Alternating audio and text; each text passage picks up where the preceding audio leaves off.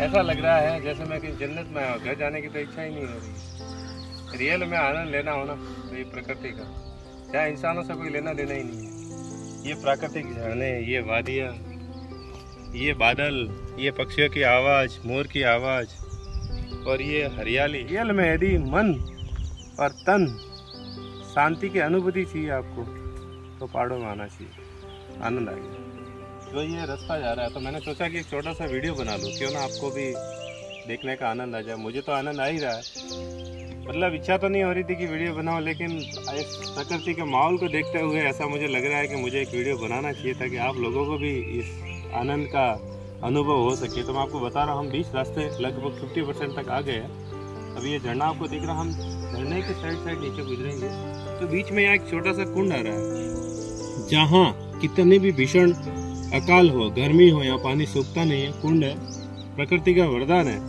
कुंड है, कुंड के अंदर पानी रहता है। पानी से थोड़ा और आगे जाएंगे, 2 एनीकट आएंगे, फिर बोकी बागली आएगी, बिजोला बागली आएगी, उसके बाद में आंबेश्वर जी के दर्शन होंगे, फल लगते हैं। उसके नीचे ही कुंड है, उसके अंदर भरपूर पानी है जो गर्मियों के मौसम में भी रहता है जानवरों के पीने के लिए। यहाँ डर का भी माहौल रहता है क्योंकि जंगली जानवर भी रहते हैं, चीते, भालू। तो यदि आओ तो अपनी पूरी सेफ्टी के साथ आओ। और आने के लिए रास्ते का कुछ पता नहीं है, डंडिया आई तो राजू भैया की ये 5-10 बार आ चुके हैं, इसलिए उनको पता है कि कहाँ से जाना है। बाकी रास्ता ऐसा पता नहीं है कि अपन को किधर जाना है। तो चलो अब आपको बताते हैं उस कुंड के बारे में।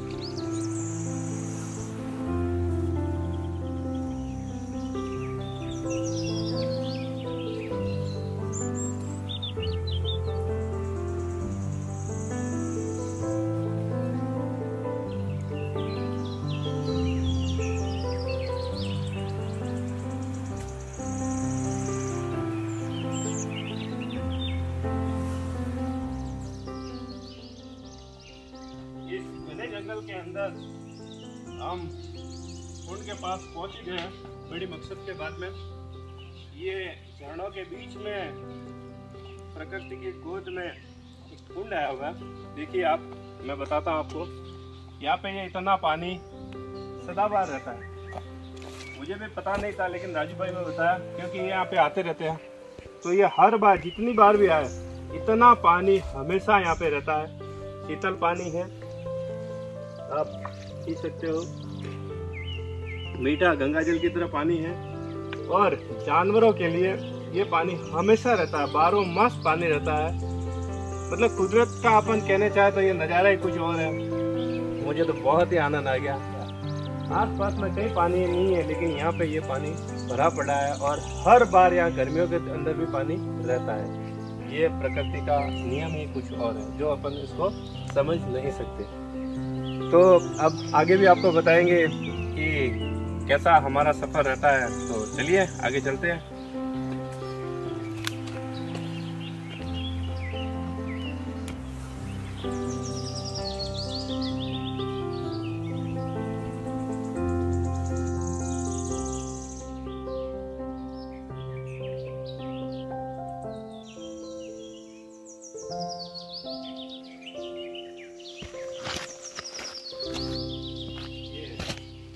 झरनों के बीच में बहुत बड़े पेड़ है, गंजे, जिसपे जामुन भी लगते हैं। और यहाँ पे भौरों के छत्ते भी है। यहाँ भालू जो शहद खाने के लिए यहाँ पे चढ़ते हैं, चीता भी आता है यहाँ पे। बहुत ही डरावना एरिया है, सुनसान है, पक्षियों की ऐसी आवाज़ आ रही है, हमें भी डर लग रहा है कि हम कहाँ खड़े। तो हम आपको कहना चाह रहे हैं, यहाँ से जल्दी निकलना चाह रहे हैं। तो चलो आगे चलते हैं।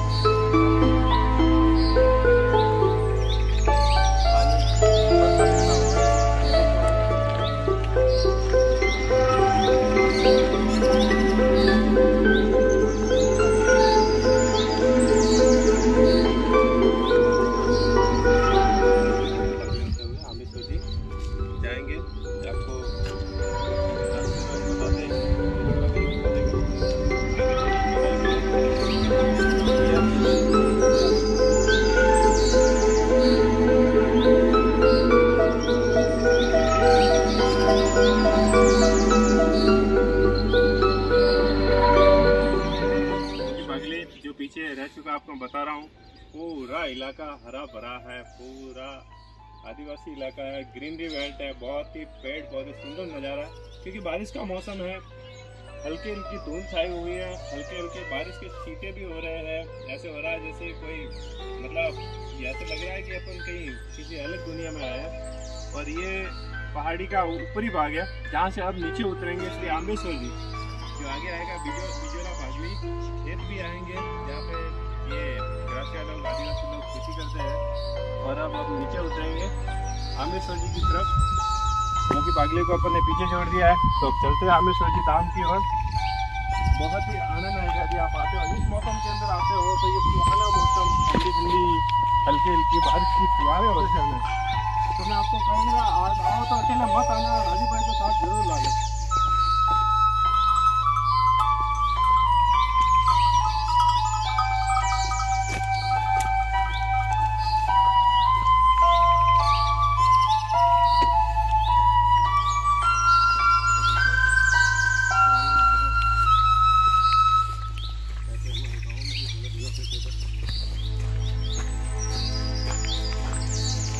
हम पूरे भीग चुके हैं, लेकिन हमने रुके नहीं है, चलना जारी रखा है।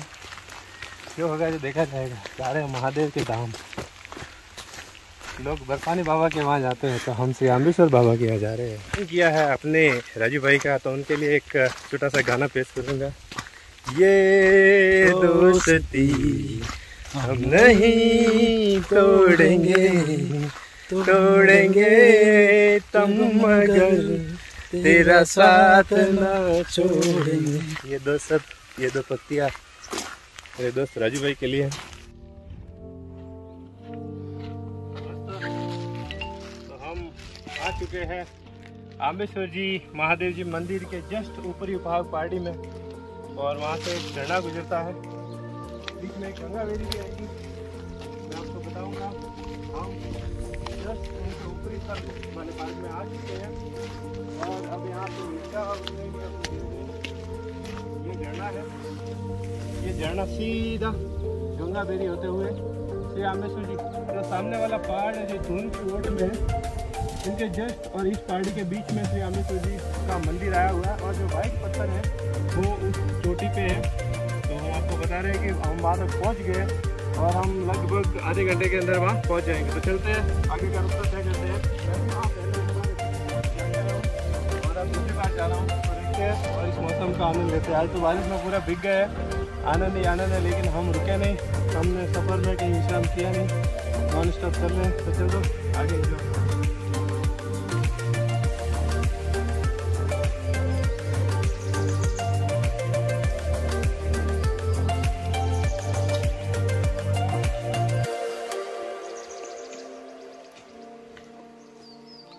हम पहुंच गए हैं इस बड़े झरने के अंदर।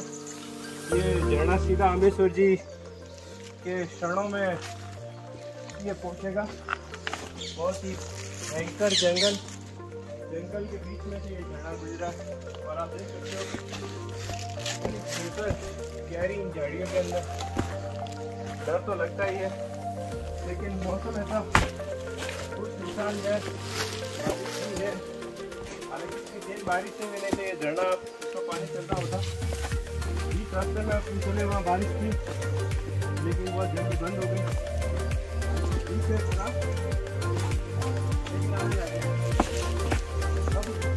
हरियाली के अंदर जो प्रकृति का जो माहौल है देखने लायक है। ये मैंने आपको बताने के लिए क्या हो सकता है कि कभी आप यहाँ आ पाओ नहीं आ पाओ, तो इसलिए मैंने ये बताया। तो चलिए आगे चलते हैं, आपको मैं गंगा वेरी की तरफ। तो दोस्तों लो हम आखिर श्री आम्बेश्वर जी धाम पहुँच गए। इस झरने से होते हुए लगभग 1.5-2 किलोमीटर का झरना है, और यहाँ पहुँचते बारिश आनंद में वातावरण हो चुका है। वापस सीखने का समय आ गया है। ये श्री आम्बेश्वर जी का जो ऊपरी भाग अपन रोड में दिखता है, वहाँ हम पहुँच गए हैं, और जस्ट पास में ही मंदिर है। तो मैं राजू भाई को बोलूँगा कि चलिए साथ में फिर आपको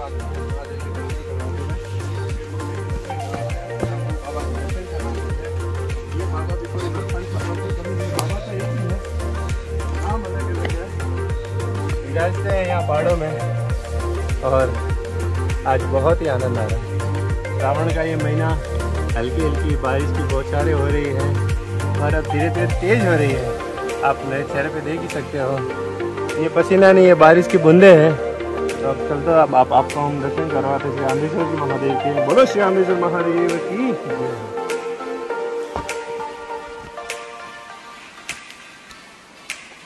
यहाँ पे आने के लिए घुटनों का तगड़ा होना जरूरी है। यदि घुटने आपके दर्द हो रहे तो आप किसी काम के नहीं है, क्योंकि कई उतार चढ़ाव है। आप और सामने वो आ गया मंदिर, अब तो मंदिर भी स्पष्ट दिखाई दे रहा है। बंदर उछल कूदिया कर रहे हैं और हम पास में से होते हुए इस मंदिर की तरफ पहुंच ही गए आगे।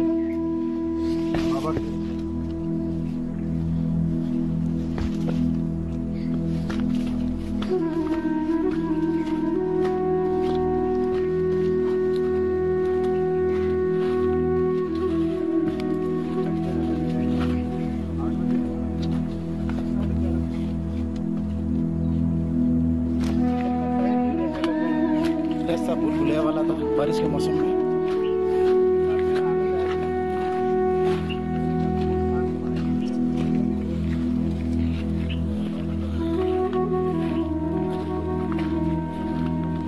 नए वाले रास्ते पे जो बंद है,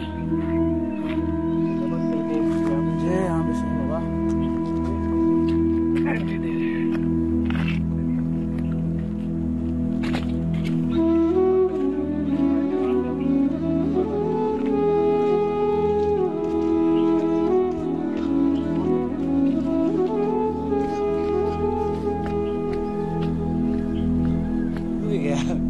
भाटा है भाटा, और तो एक खड़े हो अदूत भी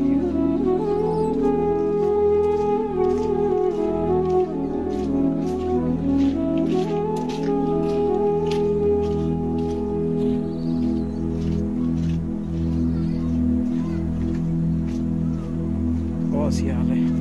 अटक मेरा भाई मेरा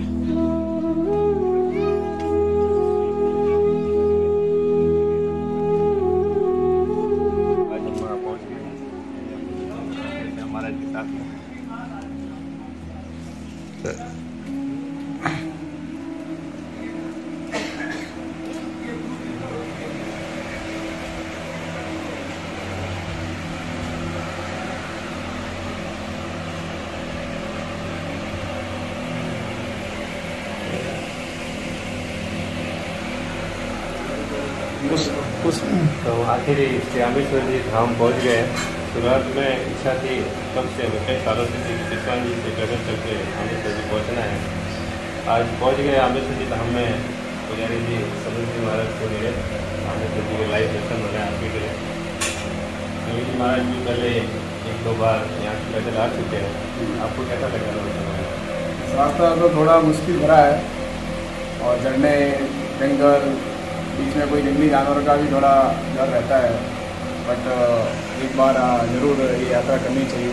अमृतसरी पिछवान जी से स्टार्ट होती है और फिर कम से कम 10-12 किलोमीटर की यात्रा है पहाड़ के ऊपर ही, और फिर पहाड़ से होते हुए पहाड़ से ही अमृतसर जी के धाम पहुँचते हैं।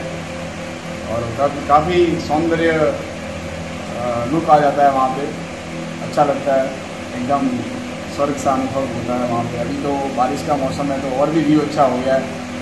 और वहाँ पे पगडंडी जो होती है वो भी अब तो लुप्त हो गई है, उस झाड़ी में इतनी बड़ी बड़ी घास हो गई है पहाड़ में।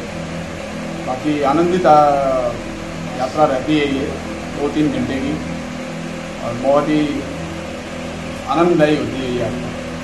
मेरा यात्रा करने का यही मकसद था कि श्याम महाराज और हम एक दिन बैठे थे, राजू भाई ने तो बताया था, श्याम महाराज ने बताया कि यहाँ से हमने पैदल यात्रा की और बीच में जो कुंड है उस कुंड के बारे में बताया, कुंड की महिमा। एक दिन हम साथ में भी गए थे, लेकिन ये यात्रा नहीं थी कि तब कई सालों से मन में था कि करना था। फिर राजू भाई को कह के हम दोनों साथ में निकले और इस यात्रा का सुखद अनुभव हुआ और बहुत ही आनंद आया। और श्री आंबेश्वर जी के चरणों श्रावण मास की यात्रा और भी भक्तिमय भी हो गई एक तरह से। बोलिए श्री आंबेश्वर महादेव की जय हो। राजू भाई से